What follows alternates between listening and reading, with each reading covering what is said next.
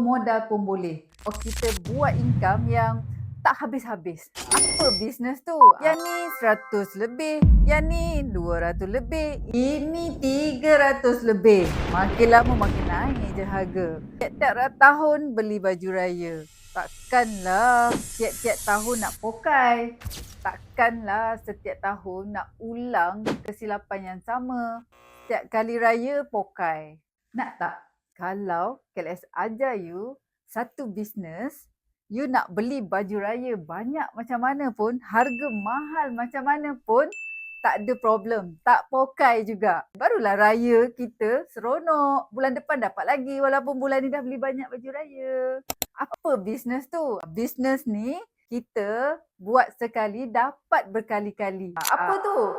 Room rental. Business room rental. Susah ke KLS? Saya tak reti macam mana.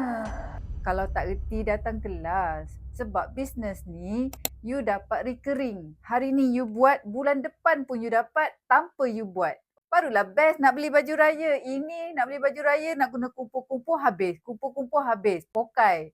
Jangan buat lagi macam tu. Jangan ulang macam tu.